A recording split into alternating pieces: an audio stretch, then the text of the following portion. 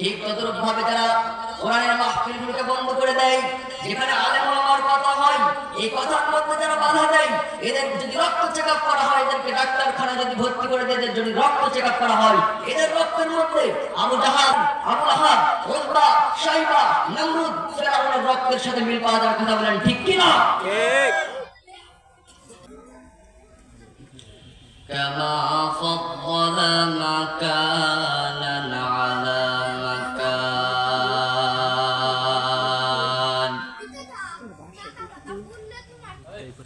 وإنسانا على إنسان ونشهد أن لا إله إلا الله وحده لا شريك له لا ضد له ولا ند له ولا مثل له ونشهد أن سيدنا وسندنا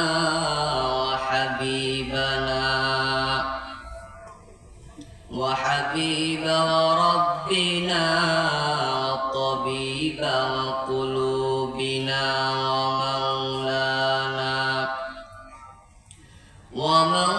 ومولانا محمدا عبده ورسوله الذي أرسله الله تعالى بالحق بشيرا ونذيرا وداعيا إلى الله بإذنه وسراجا منيرا.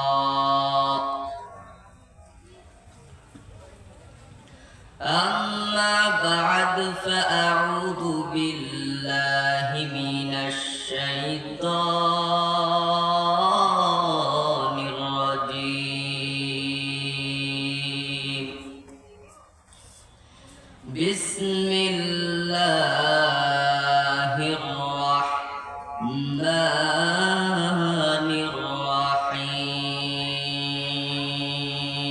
الرحيم. ألف لام را كتاب أنزلناه إليك لتخرج الناس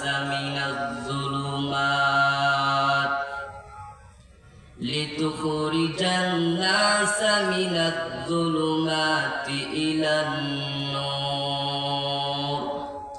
بإذن ربهم إلى صراط العزيز الحميد.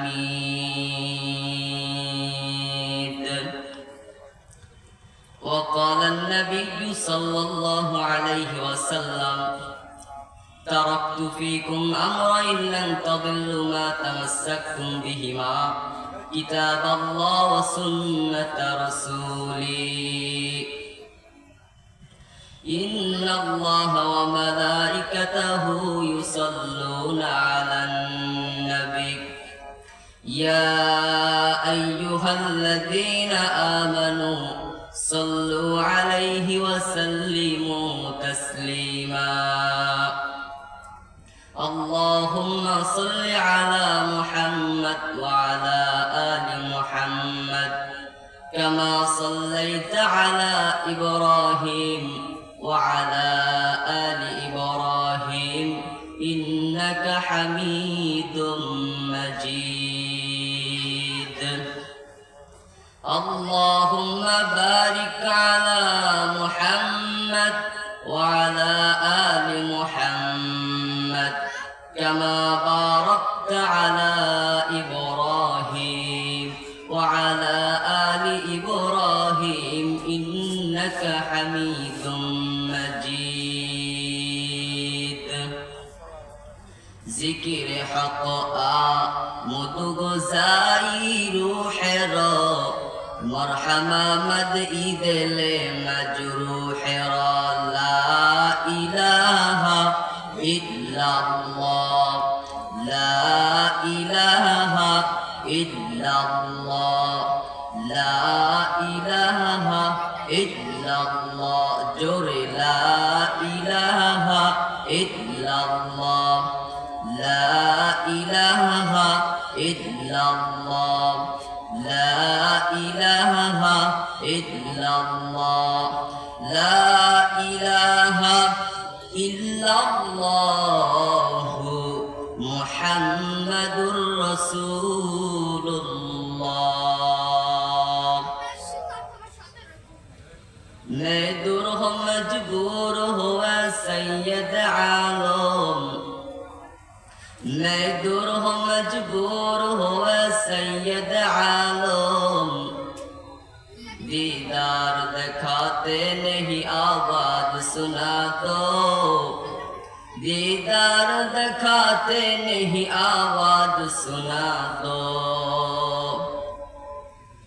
मैं सूरत यूसुफ को नहीं चाहने वाला मैं सूरत यूसुफ को नहीं चाहने वाला मैं कैस के मानंद नहीं आशिक लैला मैं कैस के मानंद नहीं आशिक लैला मैं आशिक मौला हो मेरा इश्क दवाना ये जुमला जहां जिसकी तजल्ली से उजाला ये जुमला जहां जिसकी तजल्ली से उजाला जुगे जुगे मुस्लिम ছিল শ্রেষ্ঠ বীরের জাতি তবে কেন আজকে হলো করুণ পরিণতি যুগে যুগে মুসলিম ছিল শ্রেষ্ঠ বীরের জাতি তবে কেন আজকে হলো করুণ পরিণতি কেউ বলে আজ দিন কায়েমের নেই তো প্রয়োজন দিনের দাওয়াত দিতে গিয়ে মরছে আলিমগণ দিনের দাওয়াত দিতে গিয়ে কেউ জেলে বন্দী বাতিল মতের সাথে আবার কেউ করে সন্ধি দিনের দাওয়াত দিতে গিয়ে কেউ জেলে বন্দী বাতিল মতের সাথে আবার কেউ করে সন্ধি সব ভুলে আজ একসাথে তোলো রে আওয়াজ এই পৃথিবী খোদার জমিন চলবে তারি রাত গর্জে ওঠো বীর মুজাহিদ আল কোরআনের সাথে গর্জে ওঠো বীর মুজাহিদ আল কোরআনের সাথে আলহামদুলিল্লাহ সকল মৃত ব্যক্তিদের রুহের মাগফিরাত কামনায় 3 দিন ব্যাপী মাহফিলে আজ তৃতীয় দিনের প্রধান অতিথি জনাব শাহ রেজাউল হান্নান সাধারণ সম্পাদক গাজীপুর জেলা বিএনপি ও সভাপতি কাপাসিয়া উপজেলা বিএনপি আল্লাহুম্মা ফাক্কিহু ফিদ্দীন জোরে বলে আমিন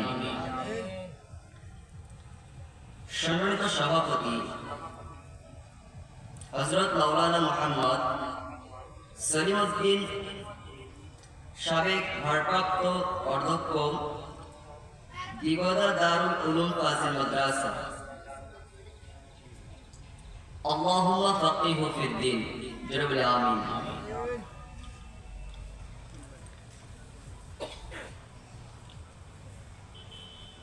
আলোচনার সূচনায় আমরা প্রশংসা জ্ঞাপন করি যে আল্লাহ সুবহানাহু ওয়া তাআলা এত বড় একটা মাহফিলের ব্যবস্থা করার মতন তৌফিক দান করলেন এবং এখানে এসে বসে কিছু কথা শুনবার মতন তৌফিক দান করলেন সেই রবের দেওয়া কণ্ঠে কালিমাতুশ শুকর উচ্চারণ করি, সবাই বলে আলহামদুলিল্লাহ। আলহামদুলিল্লাহ। সম্মানিত উপস্থিতি, আলহামদুলিল্লাহ প্রশংসাটা একটু আরেকটু জোরে দিতে হবে, আরো জোরে বলেন আলহামদুলিল্লাহ। আলহামদুলিল্লাহ। মানুষ যখন নির্বাচন হয়, যখন ভোটের সময় আসে, একজন নেতার পিছনে নেতার এক কাপ চার কারণে, চা খাওয়ার কারণে, নেতার প্রশংসায় সে সবসময় নেতার স্লোগান দেয়, আমার নেতার চরিত্র ফুলের থেকেও পবিত্র। কথা বলেন ঠিক কিনা? এমন বলে না? সম্মানিত উপস্থিতি, সেখানে এক কাপ চার জন্য গলা ফেটে আপনারা স্লোগান দিতে পারেন, অথচ এখানে আল্লাহর কথা হবে, রাসূলের কথা হবে, এখানে এসে আল্লাহর দেওয়া কণ্ঠে একবার কালিমাতুশ শুকর উচ্চারণ করতে পারবেন না। জোরে সবাই মিলে আলহামদুলিল্লাহ। আলহামদুলিল্লাহ। সম্মানিত উপস্থিতি, দরুদ ও সালাম বর্ষিত হোক মানবতার মুক্তির দূত, যার আদর্শ বাস্তবায়ন করা আমাদের জীবনের মূল লক্ষ্য উদ্দেশ্য, সাইয়্যিদুল মুরসালিন খাতামুন নবিয়্যিন, প্যারে নবী হযরত মুহাম্মদ মুস্তাফা, সকলে বলি সাল্লাল্লাহু আলাইহি ওয়াসাল্লাম। সম্মানিত উপস্থিতি, আমি আপনাদের সামনে কোরআন কারীমের একখানা আয়াত তেলাওয়াত করেছি। এই আয়াতের উপর কিছু কথা আপনাদের সামনে বলবো। আমা তাওফীক ইল্লা বিল্লাহ, আলাইহি তাওয়াক্কালতু ওয়া ইলাইহি উনীব। সম্মানিত উপস্থিতি, আচ্ছা বলেন তো, এই কোরআনটা কয় পারা? 30। কয় পারা? 30। আপনাদের কি জানা আছে যে কোরআনুল কারীমের মধ্যে সূরা আছে কয়টি? 114টি। তো আপনাদের কি এই কিতাবের উপর কোনো সন্দেহ আছে?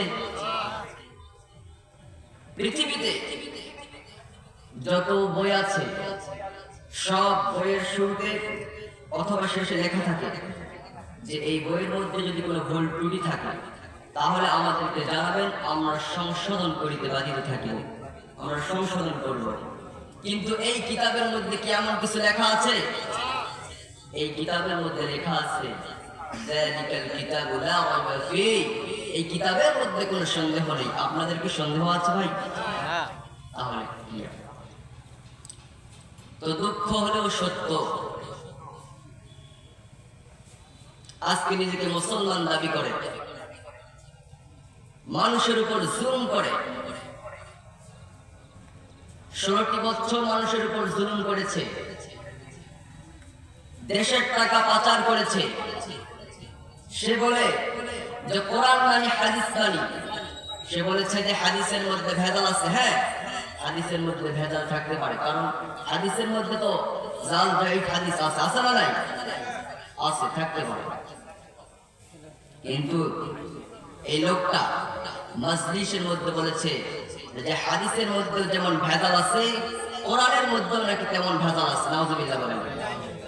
সম্মানিত উপস্থিতি, তাহলে এরা শুধু বিগত 16 বছর মানুষের উপর জুলুম করে নাই, এরা শুধু মানুষের উপর জুলুম করে নাই, এরা আল্লাহর কোরআনের উপর তারা সন্দেহ করে।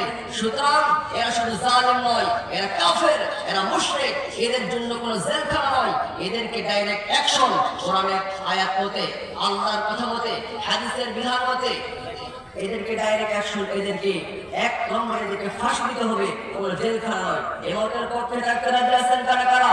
মুসলমান হাত করে দেখান মুসলমান। এটা তাকবীর দেন।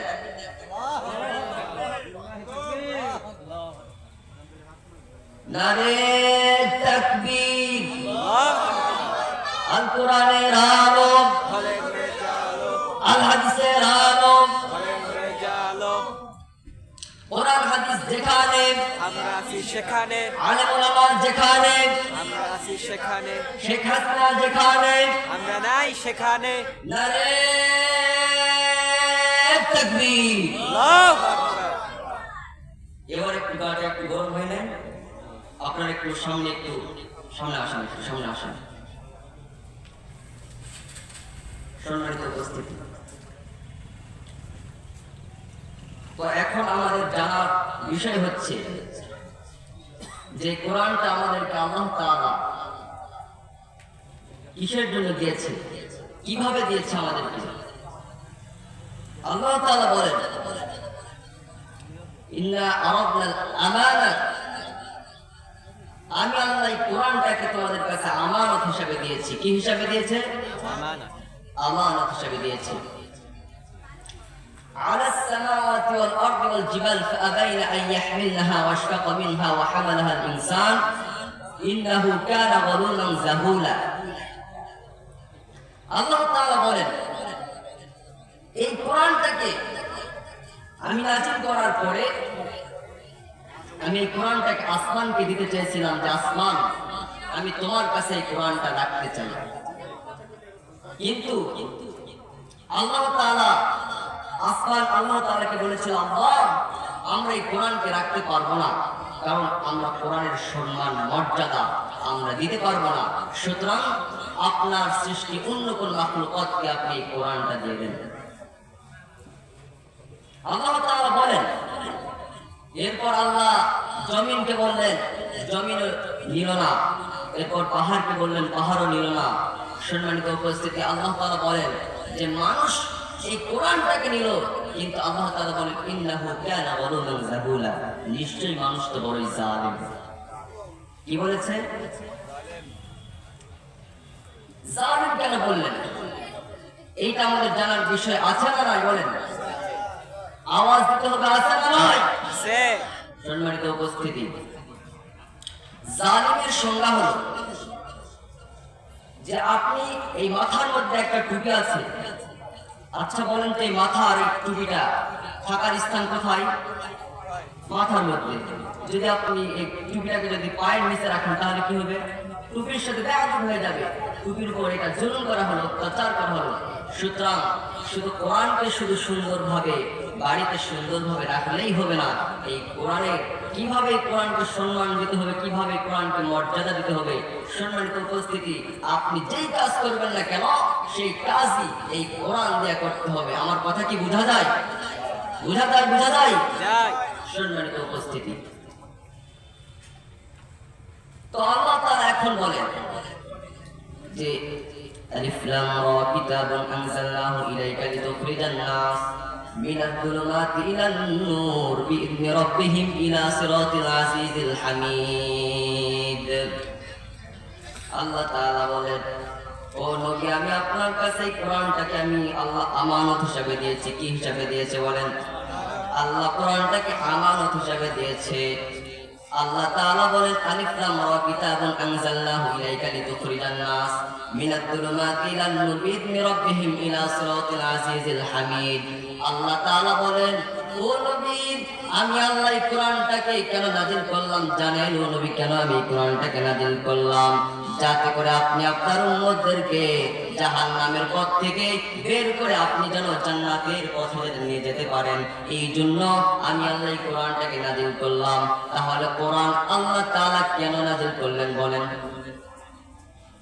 কোরআন আমাদেরকে কেন দিয়েছেন? যাতে করে আমরা জান্নাতের পথ চিনতে পারি, কোনটা জাহান্নামের পথ এটাও চিনতে পারি। এই জন্য আল্লাহ তাআলা আমাদেরকে কি দিয়েছে বলেন? কোরআন দিয়েছেন। সম্মানিত উপস্থিতি, কিন্তু আজকে তো আমরা কোরআন দিয়ে তো সমাজটাকে চলাতে চাই না, কেউ চায় না। সম্মানিত উপস্থিতি, আল্লাহ তাআলা বলেন, ওয়াল আসর, সময়ের কসম। আল্লাহ তাআলা যখন কোনো কিছু বলেন তখন আল্লাহ সময়ের কসম খেয়ে বলেন, ওয়াল আসর, সময়ের কসম। ইন্নাল ইনসানা লাফি খুসর, নিশ্চয় মানুষ ক্ষতিগ্রস্ত। মানুষ কি ক্ষতিগ্রস্ত? আওয়াজ দিচ্ছেন না কেন? বলেন, মানুষ কি ক্ষতিগ্রস্ত? ইল্লাল্লাযিনা আমানু, তবে তারা ব্যতীত যারা ঈমান এনেছে, ওয়া আমিলুস সলিহাত, এবং সৎ কাজ করে, ওয়া তাওয়াসাউ বিল হক, এবং হকের উপর থাকার অবস্থায়, অটল থাকার অবস্থায় মানুষকে কালেমার দাওয়াত দিতেছে, কোরআনের কথা বলতেছে। এর কারণে যারা মানুষ তাদের উপর জুলুম করতেছে, এই অবস্থায় ওয়া তাওয়াসাউ বিস সবর, যদি ধৈর্য ধারণ করে, আল্লাহ তাআলা বলেন এই চারটা গুণ যাদের ভিতর থাকবে এই বান্দারা কোনোদিন ধ্বংস হবে না, এরা কোনোদিন ক্ষতিগ্রস্ত নয়। আর এই চারটা জিনিস যাদের ভিতর থাকবে না এরা ক্ষতিগ্রস্ত। কথা কি বুঝতেছেন? এই ওখানে কথা হচ্ছে কেন?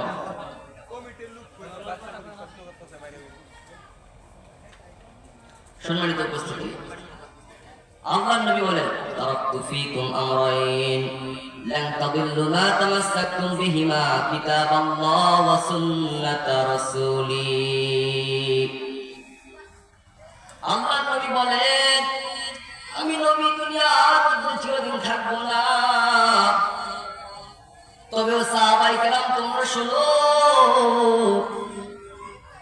আমি নবী যখন দুনিয়া থেকে বিদায় নিয়ে যাব তোমরা কাকে অনুসরণ করবা, কাকে অনুকরণ করবা? তোমাদের মনের মধ্যে তো একটা প্রশ্ন থাকতে পারে, ও আমার সাহাবায়ে কেরাম, আমার উম্মতের দল, তোমরা শোনো, আমি নবী দুনিয়া থেকে বিদায় নেওয়ার পরে তোমরা কাকে অনুসরণ করবা, অনুসরণ করে চলবা? আল্লাহ নবী দুইটি জিনিসের কথা বলে গিয়েছেন। এক নম্বরে কিতাব আল্লাহ, এক নম্বরে আল্লাহর কিতাব, দুই নম্বর সুন্নাত রাসূলি, আমি নবীর সুন্নাত।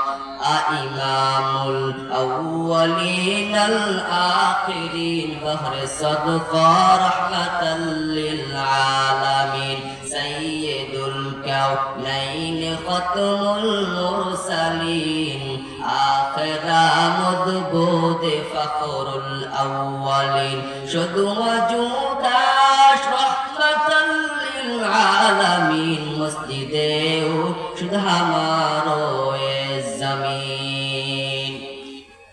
তাহলে আল্লাহ নবী বলেছেন, তোমরা যদি এই দুইটি জিনিসের বিপরীত যদি চলো, এই দুইটি জিনিস যদি মেনে যদি না চলো, তাহলে তোমরা পথভ্রষ্ট হয়ে যাবে, ধ্বংস হয়ে যাবে।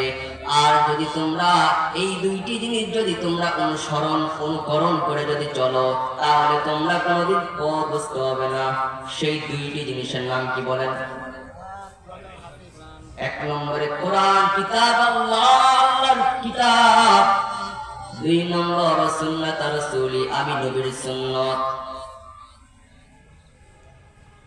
তাহলে আল্লাহর নবী বলেছেন কিতাব আল্লাহ, আল্লাহর কিতাব, দুই নম্বরে সুন্নাত রাসূলি, আমি নবীর সুন্নাত। এই দুইটি জিনিস যদি তোমরা অনুকরণ করে চলো, তাহলে তোমরা কোনোদিন পথভ্রষ্ট হবে না। আর যদি এই দুইটি জিনিসের বিপরীত যদি তোমরা চলো, তাহলে তোমরা পথভ্রষ্ট হয়ে যাবে, ধ্বংস হয়ে যাবে, গাফেল হয়ে যাবে। তাহলে আমাদেরকে এই দুইটি জিনিস অনুকরণ করে চলা কি আমাদের জন্য সহজ হবে না? সম্মানিত উপস্থিতি, আল্লাহ তাআলা আমাদেরকে এই দুইটি জিনিস অনুকরণ করে চলার তৌফিক দান করুন। সকলে বলে আল্লাহুম্মা আমিন। আর জোরে বলে আল্লাহুম্মা আমিন। তো আজকে আমার আলোচনার বিষয় হচ্ছে অহংকার। কি বিষয়? অহংকার। আজকে আমাদের সমাজের মধ্যে অহংকার আছে না নাই? ঠিক কিনা? অহংকারে ভর্তি।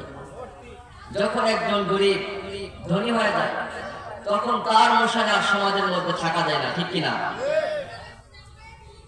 16টি বছর মানুষের উপর কত জুলুম করেছে, কত অহংকার করেছে, তাদেরকে আল্লাহ কি পতন দেয় নাই? সম্মানিত উপস্থিতি, পৃথিবীতে যারাই জুলুম করবে, যারাই অহংকার করবে, এগুলোর শাস্তি আল্লাহ তাআলা দুনিয়ার মধ্যেই দিয়ে থাকেন, দুনিয়ার মধ্যেই দিয়ে থাকবেন। এরপরে তো আখিরাত, দুনিয়াতেও দিয়ে থাকবেন। বুঝছেন কথা কি ক্লিয়ার আছে? তার প্রমাণ আমাদের বাংলাদেশ। 16টি বছর মানুষের উপর জুলুম করেছে এবং সব সময় অহংকার করত। ঠিক না? অহংকার করার কারণে আল্লাহ তাআলা তাকেও পতন দিয়েছে, দেশ ছেড়ে তাকে পালিয়ে যেতে হয়েছে। ঠিক না? সম্মানিত উপস্থিতি, তো লোকমান হাকিম নামের একজন ছিল। আল্লাহ তাআলা তাকে দুইটি জিনিসের অফার দিয়েছিলেন। কয়টি? দুইটি। তাকে বলা হয়েছিল, তুমি নবুয়ত নিবা না, তুমি জ্ঞান নিবা। তিনি বলেছিলেন, আল্লাহ আমি নবুয়ত নিব না, কারণ তো আপনি নবী তো অনেকেই হয়, আমাকে আপনি জ্ঞানটাই দেন, সুবহানাল্লাহ বলেন। তো আল্লাহ তাআলা তাকে জ্ঞানটাই দিয়েছিলেন। তো লোকমান হাকিম তার সন্তানকে ডাক দিয়ে বলতেছে, ওয়ালা তুসার খাদ্দাকা লিন-নাস ওয়ালা তামশি ফিল আরদি মারহান ইন্নাল্লাহা লা ইউহিব্বু কুল্লা মুখতালিন ফাখুর। লোকমান হাকিম তার সন্তানকে ডাক দিয়ে বলতেছে, ও আমার প্রিয় পুত্র, তুমি অহংকার বশত তুমি মানুষের সঙ্গে কথা বলো না, অহংকারের সাথে তুমি জমিনের মধ্যে হেঁটো না, কারণ আমার আল্লাহ কোন অহংকারীকে আমার আল্লাহ পছন্দ করেন না। লোকমান হাকিমের এই কথাটাকে আমার আল্লাহর এমন পছন্দ হয়েছে, আমার আল্লাহ লোকমান হাকিমের এই কথাটাকে আমার আল্লাহ কোরআনুল কারীমের মধ্যে লিপিবদ্ধ করে দিয়েছে। তাহলে আমাদেরকে অহংকার করা যাবে না। সমাজের মধ্যে দেখবেন এমন মানুষ আছে যারা যখন মানুষের সঙ্গে কথা বলে একটা অহংকার ভাব নিয়ে কথা বলে, ঠিক কিনা? যদি তারা এরকম অহংকার করতে থাকে তাহলে আল্লাহ তাআলা একদিন তাদেরকে পতন দিবেন। ধনী ছিল, হঠাৎ করে সে ফকির হয়ে যাবে। সম্মানিত উপস্থিতি, কারণ আমার আল্লাহ কোন অহংকারীকে পছন্দ করেন না। বুখারীর হাদিসের মধ্যে এসেছে, জান্নাতীদের স্বভাব হলো তিনটি। কয়টি? তিনটি। কথা কি বোঝা যায়? কয়টি? আর জাহান্নামীদের স্বভাব হলো তিনটি। তো জান্নাতীদের স্বভাব হলো তারা একটু দুর্বল হয়। কি হয়? নাম্বার 1, তারা দুর্বল। নাম্বার 2, যারা সমাজের তুচ্ছ তাচ্ছিল্য মানুষ, যাদেরকে নিয়ে মানুষ অবহেলা করে, মানুষ যাদেরকে নিয়ে ঠাট্টা করে, এই সব মানুষ। নাম্বার 3, যারা একটা কাজ করার জন্য কসম খায়, এই কসম খাওয়ার পরে কসমটাকে পূরণ করে, এই সব স্বভাব হলো জান্নাতীদের। তাহলে আপনারা আজকে বাড়িতে যায় দেখবেন, সমাজের মধ্যে চলাফেরা করতে দেখবেন, এইসব স্বভাব কার ভিতরে আছে, তাহলেই মনে করবেন যে এই মানুষটা জান্নাতি, এই মানুষটার স্বভাব হচ্ছে জান্নাতি। সম্মানিত উপস্থিতি, এটাই হলো চেনার উপায়। এটা বুখারীর হাদিস। আল্লাহ রাসূল সাল্লাল্লাহু আলাইহি ওয়াসাল্লাম বলেন, জাহান্নামীদের স্বভাব হলো তিনটি। কয়টি? তিনটি। জাহান্নামীদের স্বভাব হলো তিনটি। নাম্বার 1, তারা যখন মানুষের সঙ্গে কথা বলে তখন তারা খারাপ ব্যবহার করে। কি করে? খারাপ ব্যবহার করে। নাম্বার 2, যার হৃদয়টা অনেক শক্ত। কি? শক্ত। এত বুঝাবেন, এই বুঝানোর পরেও তার মনটা নরম হতে চায় না। এমন মানুষ আছে না নাই? কথা বলতে হবে, এমন মানুষ আছে না নাই? সম্মানিত উপস্থিতি, নাম্বার 3, যার ভিতরে অহংকার আছে,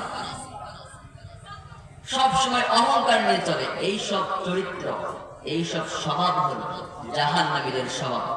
আল্লাহ তাআলা এই সব চরিত্র থেকে আমাদেরকে হেফাজত করুন, বলুন আমিন। আমিন।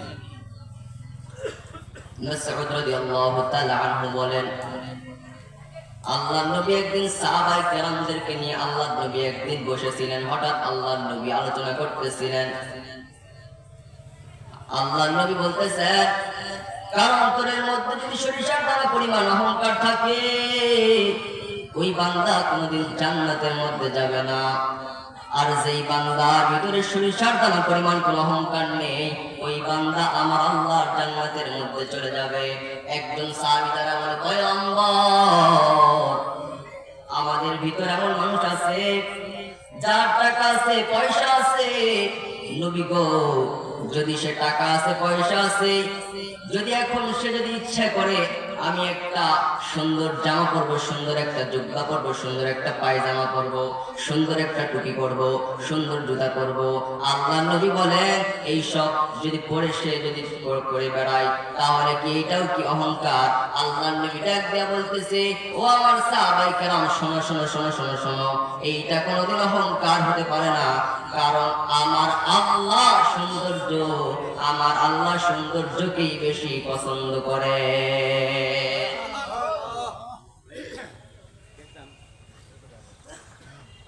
তাহলে কি বোঝা গেল? তবে আল্লাহ নবী তখন আবার বলতেছে, তোমরা শোনো, তবে আমি নবী তোমাদেরকে বলে দেই অহংকার কি সেটাও তো তোমাদের জানার বিষয় আছে। আমি নবী তোমাদেরকে জানাই দেই, তোমরা শোনো। অহংকার হচ্ছে একটা মানুষ জানে যে এই কাজ করলে আমার গুনাহ হবে, এই কাজ করলে কিয়ামতের ময়দানে আমাকে জবাবদিহিতা হতে হবে, আমাকে জবাবদিহিতা হতে হবে, আল্লাহ প্রশ্ন করবেন। এই মানুষটা জানে, এরপরেও এই কাজটা করে। আল্লাহ নবী বলেন এটাই হলো অহংকার। আচ্ছা বলেন তো, যারা এই 16টি বছর কোরআনের মাহফিল গুলোকে বন্ধ করে দিয়েছিল, তারা কি জানে না যে কোরআনের মাহফিল গুলোকে বন্ধ করে দিয়ে কিয়ামতের দিন আল্লাহ তাআলা আমাদেরকে ধরবেন? তারা কি এটা জানে না? কি তারা জানে? তারা কি জানে না যে কোরআনের কথা বলা অবস্থায় বাধা দিলে কিয়ামতের দিন আল্লাহ তাআলা আমাদেরকে ধরবে? তারা জানে, এরপরেও তারা করে। ঠিক কি না? একটা উদাহরণ দ্বারা আপনাদেরকে বোঝায়। একজন ধনী ব্যক্তি, তো সমাজের মধ্যে দেখবেন যারা ধনী হয় তাদের একটা করে অসুখ থাকে, ঠিক না? তো তার রক্তের প্রয়োজন। তো এখন সে এমন, তার রক্তের ব্লাড গ্রুপটাও এমন, কারো রক্তের সাথে মিল হয় না। হঠাৎ করে একজন লোকের সাথে যখন রক্তের মিল খেয়ে গেল, তখন ওই লোকটাকে বলা হলো, তোমার একটু রক্ত আমার একটু প্রয়োজন। তো তখন ওই মানুষটা ডাকতে বলতেছে, মানুষটা একটু কৃপণ ছিল। কি ছিল? কৃপণ। মানুষটা ডাকতে বলতেছে, আমি ঠিক মতো ভাত খাই না, আমার শরীর চলে না, আমি কিভাবে আপনাকে রক্ত দিব? ওই ধনী ব্যক্তির সাথে যেগুলো মানুষ ছিল, তারা তাকে জোর করে ডাক্তারখানায় ভর্তি করে দিয়ে তার রক্ত, এক ব্যাগ রক্ত নিয়েছে। কি নিয়েছে? এক ব্যাগ রক্ত নিয়েছে। নেওয়ার পরে ওই ধনী ব্যক্তিটা তার পকেট থেকে 1 লাখ টাকার একটা চেক যখন ওই কৃপণকে দিয়েছে, কৃপণ তো খুশি হয়ে গেছে। কৃপণ বলতেছে, ধনী সাহেব, আমি আর 1 ব্যাগ রক্ত দিতে চাই আপনাকে। তো তখন ধনী ডাক দিয়ে বলতেছে যে আমার এখন রক্তের প্রয়োজন নাই, যখন আমার রক্তের প্রয়োজন হবে তখন তোমাকে টেলিফোন করা হবে, তোমাকে ফোন করা হবে। সম্মানিত উপস্থিতি, তো কৃপণ এখন সব সময় ওই ধান্দা নিয়েই থাকে যে কখন আমাকে ফোন দিবে। একটা লোভ ধরে গেছে, যে টাকা দিয়েছে একটা লোভ হয়েছে। তো তখন হঠাৎ 1 মাস পরে যখন তাকে ফোন করা হলো, টেলিফোন করা হলো, সে দৌড়াইয়া হাসপাতালের মধ্যে যখন চলে আসলেন, আসার পরে আগের মতোই 1 ব্যাগ যখন রক্ত দিল, রক্ত দেওয়ার পরে ওই ধনী ব্যক্তির আগের মতোই পকেটের মধ্যে হাত দিয়ে একটা 5 টাকার একটা সেরা নোট তার হাতের মধ্যে দিয়েছে। তখন সে বলতেছে, রাগ হয়ে গেছে, তখন সে বলতেছে, ভাই আপনি আমাকে 1 মাস আগে দিলেন, আমি রক্ত দিলাম, আমাকে দিলেন 1 লক্ষ টাকার একটা চেক, আর আজকে আমি 1 ব্যাগ রক্ত দিলাম, আজকে আপনি আমাকে দিতেছেন 5 টাকার একটা সেরা নোট। ধনী ডাক্তার বলতেছে, আমি 1 মাস আগে ছিলাম ধনী, আমার মনটাও ছিল বড় ধনীদের মতো। তো তুই কৃপণ, খারাপ, তোর মনটাও খারাপ। তোর রক্ত যখন আমার শরীরের মধ্যে প্রবেশ করেছে, আমি ধনী, আমি কৃপণ হয়ে গেছি, আমার মনটাও কৃপণ হয়ে গিয়েছে। ঠিক ততরূপ ভাবে যারা কোরআনের মাহফিলগুলোকে বন্ধ করে দেয়, যেখানে আলেম ওলামার কথা হয়, এই কথার মধ্যে যারা বাধা দেয়, এদের যদি রক্ত চেকআপ করা হয়, এদেরকে ডাক্তারখানায় যদি ভর্তি করে দেয়, এদের যদি রক্ত চেকআপ করা হয়, এদের রক্তের মধ্যে আবু জাহাল, আবু লাহাব, উতবা, শাইবা, নমরুদ, ফিরআউনের রক্তের সাথে মিল পাওয়া যাওয়ার কথা বলেন, ঠিক কি না? ঠিক। সম্মানিত উপস্থিতি, পৃথিবীতে যত বড় বড় জালিম এসেছিল, আল্লাহ তাআলা তাদেরকে পতন দিয়েছিলেন, তাদেরকে দুনিয়ার মধ্যে আল্লাহ তাআলা তাদেরকে অপমান করেছিলেন। সম্মানিত উপস্থিতি, ইব্রাহিম আলাইহিস সালাতু ওয়াস সালাম যখন কালেমার দাওয়াত দেয়, তখন নমরুদ কি তার উপর অত্যাচার করে নাই? করেছে, করে নাই? বলেন, আওয়াজ দিতে হবে। করেছে কি করে নাই? করেছে। নবী ইব্রাহিম আলাইহিস সালাতু ওয়াস সালামের কওমের লোকেরা, তার বন্ধুরা এসে বলে, ও ইব্রাহিম, আমাদের এখানে মেলা হইতেছে, অগ্নিকুণ্ড মেলায় কি তুমি যাবা না?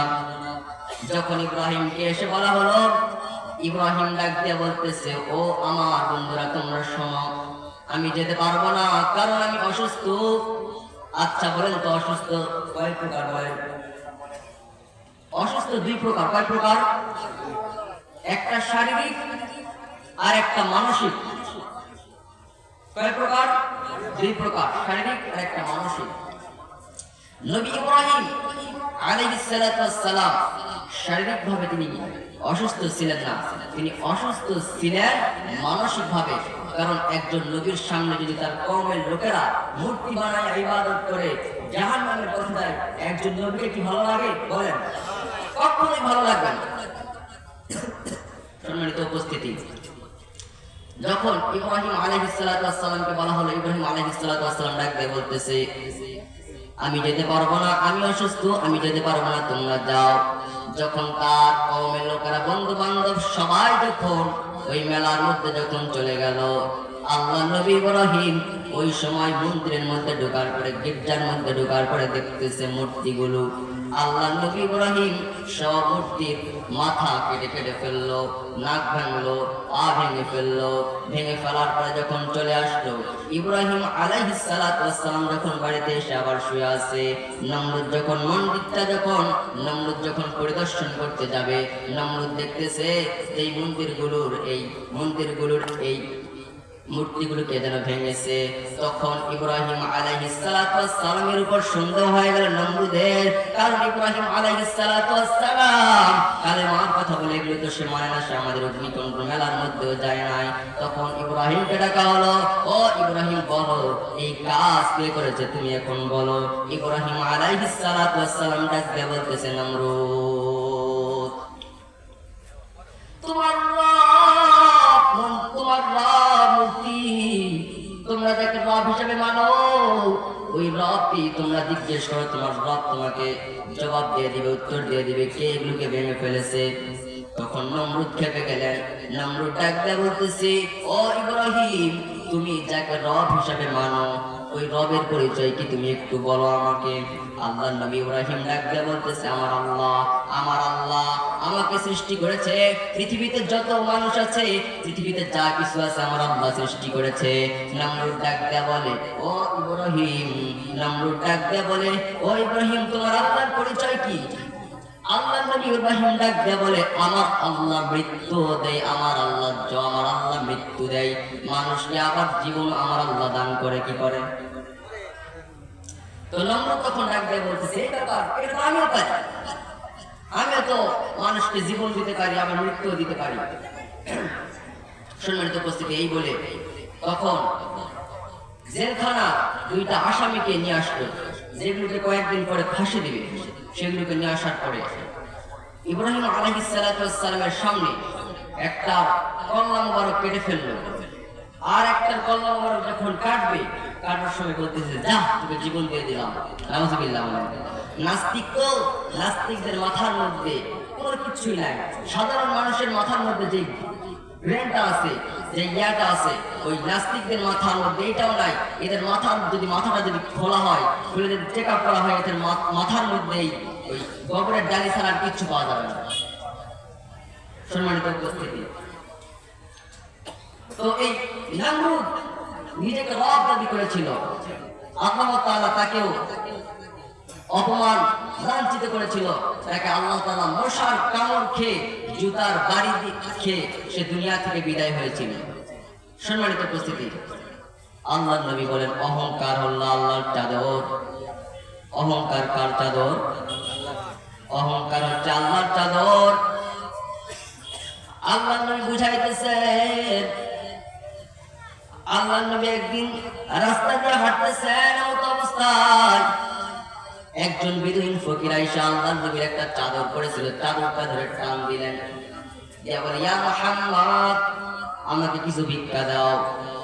নবীকে চাদরটা ধরে যখন টান দিয়েছেন, আল্লাহর নবীর এই ঘাড় মোবারকের চামড়াটা ছিঁড়ে যখন চলে গেল, আল্লাহর নবী পিছন দিক দিয়ে ঘুরে আল্লাহর নবী মুস্কি হাসলেন।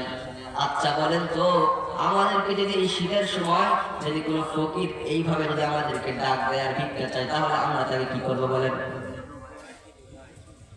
মার দিবেন। তো আল্লাহ নবী কেমন, এখান থেকে শিক্ষা নেওয়া উচিত। আল্লাহ নবী তার দিকে হয়ে মুস্কি হাসলেন। আল্লাহ নবী বলেন, শীতের সময় যদি তুমি যখন হাঁটতেছো, এই অবস্থায় যদি কোনো ফকির কোনো ভিক্ষুক এসে তোমার চাদর ধরে টানলে তুমি যেমন রাগ হও, আমার আল্লাহ অহংকার আমার আল্লাহ করবে। তুমি আল্লাহর সৃষ্টি মাখলুকাত হয়ে যদি তুমি অহংকার করো, আমার আল্লাহর চাদর ধরে টান দেওয়া হয়। তুমি যেমন রাগ হও, তাহলে দেখো আমার আল্লাহ কেমন রাগ হয়। এর কাজে করবে আসে, তাহলে আমাদেরকে দেখতে হবে আমার আল্লাহ কেমন রাগ হয়। আমার আল্লাহ আমাদের থেকে লক্ষ কোটি কোটি গুণে আমার আল্লাহ বেশি রাগান্বিত হয়ে যায়। আর আমার আল্লাহ যদি একবার খেপে যায়, আমার আল্লাহ ধরে না ধরলে আমার আল্লাহ ছাড়ে না, ঠিক কিনা বলে? ঠিক। তো পৃথিবীতে নবীর উপর একজন অত্যাচার করেছিল আমাদের প্রিয় নবী হযরত মুহাম্মদ মুস্তাফা সাল্লাল্লাহু আলাইহি ওয়াসাল্লামের উপর একজন অত্যাচার করেছিল। তার নাম কি বলেন? কি নাম? আবু জাহাল। তো আল্লাহর নবীর উপর অত্যাচার করেছিল আবু জাহাল। তো আল্লাহর নবী যখন মদিনার মধ্যে আসেন, ওই সময় দুইটা ছোট্ট ছোট্ট সাহাবী এসে বলে, আল্লাহর নবী আপনার বাড়ি কোথায়? আল্লাহর নবী ডাক দিয়ে বলতেছে, আমার বাড়ি হলো মক্কায়। ওই দুইটা সাহাবী ডাক দিয়ে বলতেছে, পয়গম্বর আপনার বাড়ি মক্কার মধ্যে, কেন আপনি মদিনার মধ্যে আছেন? আল্লাহর নবী ডাক দিয়ে বলে, মক্কার মানুষ আমাকে থাকতে দেয় না, আমার উপর জুলুম করেছে, আমার উপর অত্যাচার করেছে, এই জন্য আমি মদিনায় এসেছি।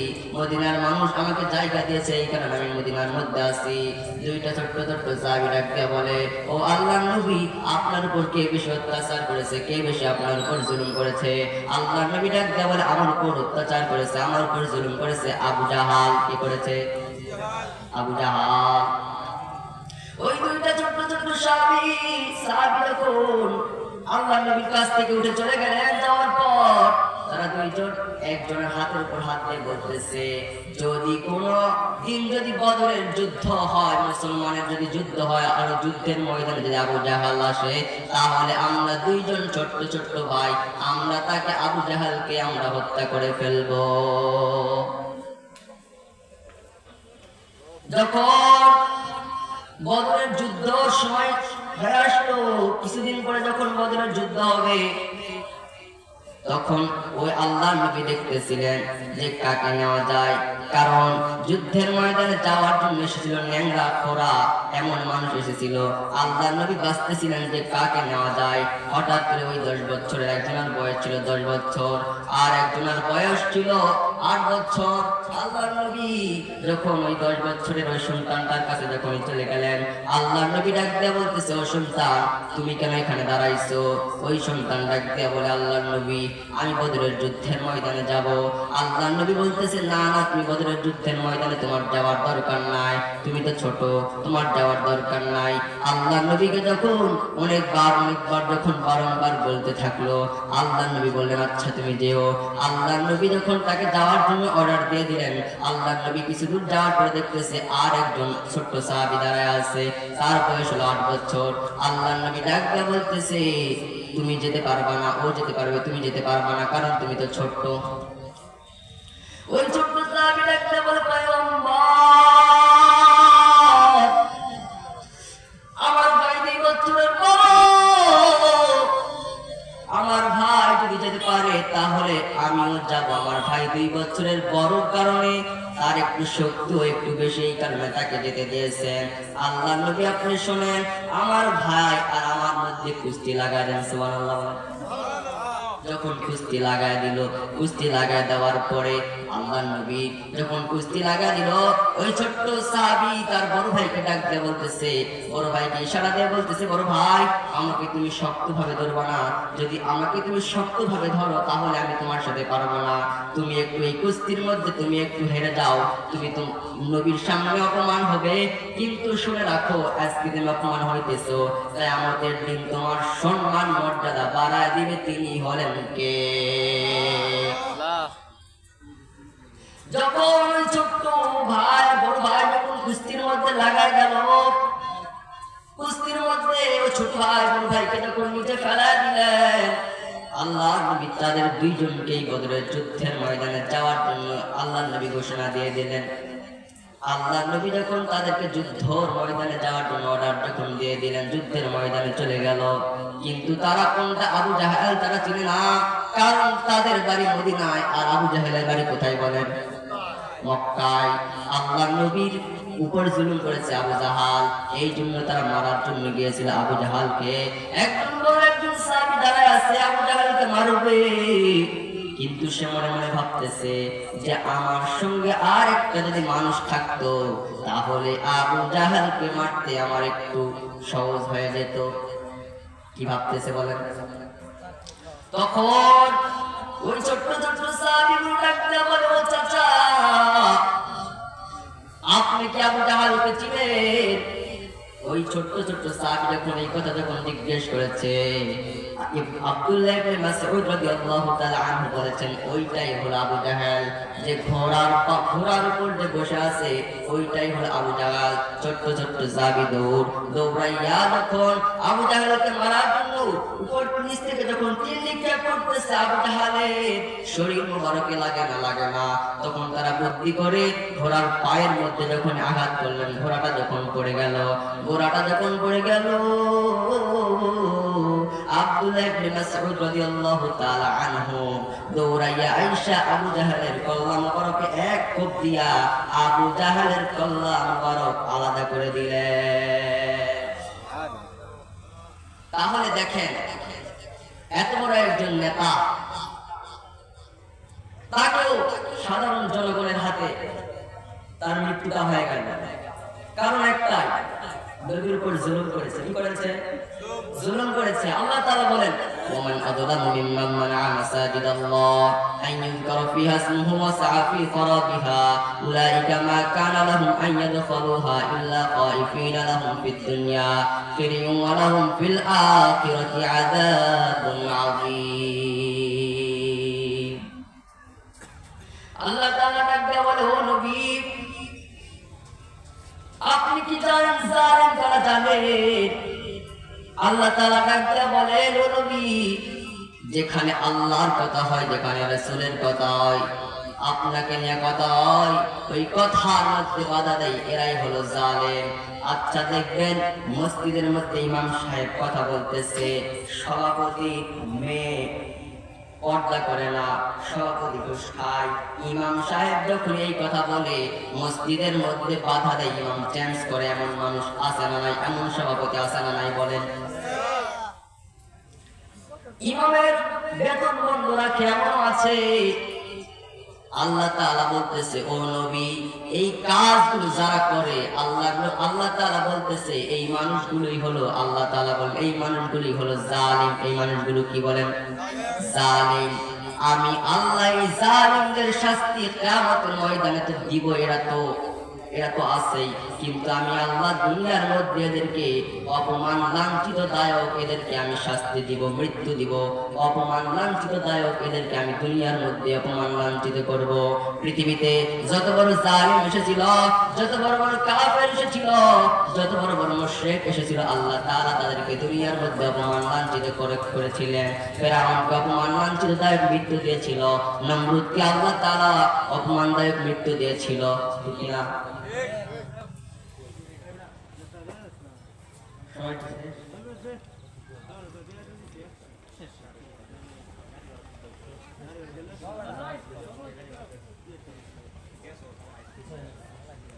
তাহলে যারা জুলুম করে তাদেরকে আল্লাহ তাআলা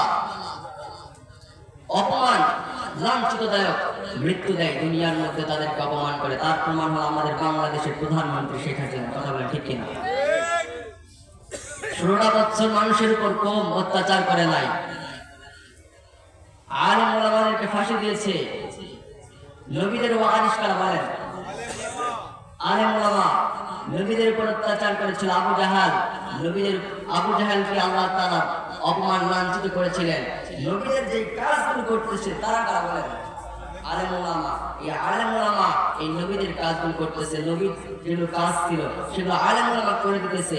এই কারণে এই এখনকার আবু জাহেলের গোষ্ঠীরা এই আলেম ওলামার উপর অত্যাচার করে, ঠিক কিনা বলেন? ঠিক। এই অত্যাচার করার কারণে এদেরকেও আল্লাহ তাআলা অপমান করেছে, লাঞ্ছিত করেছে। সম্মানিত উপস্থিতি, আগামীতে আমরা এমন একটা রাষ্ট্র চাই যে রাষ্ট্র কোরআন দিয়ে চলবে, যে প্রধান উপদেষ্টা হবে, যে প্রধানমন্ত্রী হবে সে একজন যার ভিতরে কোরআন থাকবে, সেই যেন আমাদের প্রধান রাষ্ট্রনায়ক হয়। এমতের পক্ষে থাকতে রাজি আছেন? আল্লাহ কবুল করে বলেন আমিন। আমিন। সম্মানিত উপস্থিতি, তো বক্তা আসা আগ পর্যন্ত কিছু কথা বলি নাকি? বক্তা আসা। তো আল্লাহ তাআলা বলেন ফালাম্মা তারাআল জামআন قال أصحاب موسى قال كلا إن معي ربي سيهدين فأوحينا إلى موسى أن اضرب بعصاك البحر فانفلق فكان كل فرق كالطير العظيم আল্লাহ তাআলা বলেন ফেরাউন যখন হযরত মূসা আলাইহিস সালাতু ওয়াস সালামের উপর অত্যাচার করতেছিল, আল্লাহ নবী মূসাকে যখন ফেরাউন যখন ধা করলেন, একটাই কারণ, ফেরাউন কথা বলে তোরা। ফেরাউন বলে, মূসা বলতেছিল লা ইলাহা ইল্লাল্লাহ, আল্লাহ ছাড়া কোনো মাবুদ নাই। আর ফেরাউন নিজেকে রব দাবি করেছিল। এই রব দাবি করার কারণে মূসা আবার বলে লা ইলাহা ইল্লাল্লাহ, আল্লাহ ছাড়া কোনো মাবুদ নাই। এই জন্য কিছু মানুষ তাকে রব হিসেবে মানে, আবার কিছু মানুষ তাকে রব হিসেবে মানে না মূসার জন্য। তখন মূসার উপর অত্যাচার করলেন। হযরত মূসা আলাইহিস সালাতু ওয়াস সালামের যত সঙ্গী সাথীরা ছিল সবার উপর যখন অত্যাচার করা শুরু করলেন, ধাওয়া করলেন, হযরত মূসা আলাইহিস সালাতু ওয়াস সালাম হঠাৎ যখন সামনে যখন সমুদ্রে চলে আসলো, পিছনে ফেরাউন ধাওয়া করতেছে, হযরত মূসা আলাইহিস সালাতু ওয়াস সালাম টেনশনের মধ্যে পড়ে গেল, হায় হায় কি করব। আল্লাহ তাআলা ওহীর মাধ্যমে জানা দিলেন, জিবরাইল আমিনের মাধ্যমে জানা দিলেন, ও নবী আপনার হাতের মধ্যে যেই লাঠিটা আছে ওই লাঠিটা আপনি সমুদ্রের মধ্যে টাচ করেন। সমুদ্রের মধ্যে টাচ করার সাথে সাথে 12টা রাস্তা হয়ে গেল। হযরত মূসা আলাইহিস সালাতু ওয়াস সালাম যখন রাস্তা দিয়া যখন পার হয়ে চলে গেলেন, ফেরাউন দেখতেছে 12 রাস্তা। ফেরাউন যখন ওই রাস্তা দিয়ে যাওয়ার জন্য যখন রওনা করলেন, হঠাৎ করে যখন মাঝখানে গিয়েছে, লোহিত সাগরের পানি এক জায়গায় হইয়া ফেরাউন দুনিয়া থেকে অপমানদায়ক লাঞ্ছিতদায়ক মৃত্যু তার হয়েছিল। ওই সমুদ্রের লোহিত সাগরের পানি একত্রিত হয়ে ফেরাউন দুনিয়া থেকে বিদায় হয়েছিল। তাহলে দেখেন ফেরাউন নবীর উপর অত্যাচার করেছিল, এই কারণে আল্লাহ তাআলা তাকেও অপমান লাঞ্ছিতদায়ক মৃত্যু দিয়েছিল। যেই ফেরাউনের কোনো অসুখ বিসুখ কিচ্ছু নাই, সেই ফেরাউনকে আল্লাহ তাআলা লোহিত সাগরের পানি খেয়ে তাকে, পানি খাওয়াইয়া তাকে মৃত্যু দিয়েছিল। সম্মানিত উপস্থিতি, তাহলে আমাদেরকে জুলুম করা যাবে না। কি করা যাবে না? জুলুম করা আমাদেরকে যাবে না। তো পৃথিবীতে যদি যেগুলো জালেম ছিল তাদের মধ্যে যদি এটা থাকতো, আল্লাহর ভয় যদি তাদের মধ্যে থাকতো, তাহলে তারা কোনোদিন মানুষের উপর জুলুম করতো না, তারা কোনোদিন অহংকার করতো না, ঠিক কিনা? সম্মানিত উপস্থিতি, আল্লাহ তাআলা বলেন ইয়া আইয়ুহাল্লাযীনা আমানুত্তাকুল্লাহ হাক্কা তুকাতিহি ওয়া লা তামুতুন্না ইল্লা ওয়া আনতুম মুসলিমুন। আল্লাহ তাআলা বলেন, হে ইমানদারগণ, তোমরা আমি আল্লাহকেই ভয় করো যেরূপ ভয় করা উচিত। আল্লাহ তাআলা বলতেছে তোমরা আমি আল্লাহকেই ভয় করো যেরূপ ভয় করা উচিত, আর মুসলমান না হয়ে মৃত্যুবরণ করিও না। আল্লাহ তাআলা কি বলতেছে? মুসলমান না হয়ে মৃত্যুবরণ করিও না। আচ্ছা বলেন তো, এখানে আমরা যারা বসে আছি আমরা কি মুসলমান নই? বলেন, আমরা সবাই কি মুসলমান নই? এখানে কি বিধর্মী কেউ আছেন? তো আল্লাহ তাআলা যে ডাকটা বলতেছে ইয়া আইয়ুহাল্লাযীনা আমানু, হে ঈমানদারগণ, তোমরা আমি আল্লাহকে ভয় করো যেরূপ ভয় করা উচিত, আর মুসলমান না হয়ে মৃত্যুবরণ করিও না। তো আমরা মুসলমান, কিন্তু আমরা কি মুসলমান বলেন? নামধারী মুসলমান। নিজেকে আমরা নামধারী মুসলমান দাবি করি। মুসলমানের উপর যে কাজগুলো ফরজ, সেই কাজগুলো আমরা করি না। আল্লাহ তাআলা এখানে বুঝাইতেছেন যে মুসলমান কাকে বলে। যেসব আল্লাহ তাআলা যে কাজকে ফরজ করে দিয়েছেন, যে কাজগুলো রাসূলের সুন্নাত, এই সব কাজগুলো যারা করে তারাই হলো প্রকৃত মুসলমান। আর এইসব কাজ যারা করেন তারা কোনোদিন মুসলমান হতে পারে না। সম্মানিত উপস্থিতি, তাহলে আমাদেরকে আল্লাহ তাআলা যেগুলো কাজ আমাদের জন্য ফরজ করে দিয়েছেন, সব কাজ আমাদেরকে মানতে হবে এবং আমল করতে হবে। এগুলো যদি করি তাহলে আমরা একজন প্রকৃত মুসলমান হতে পারবো। কথা কি বুঝতেছেন? সম্মানিত উপস্থিতি, আল্লাহ তাআলা বলেন, ওয়া মান ইয়াত্তাকিল্লাহা ইয়াজআল লাহু মাখরাজা ওয়া ইয়ারযুকুহু মিন হাইথু লা ইয়াহতাসিব। তোমরা যদি আমি আল্লাহকে যদি ভয় করতে পারো, তাহলে আমি আল্লাহ তোমাদেরকে বিপদের সময় আমি আল্লাহ তোমাদের জন্য পথ বের করে দেব। বিপদ থেকে আমি আল্লাহ তোমাদেরকে বাঁচাবো। কি করবে?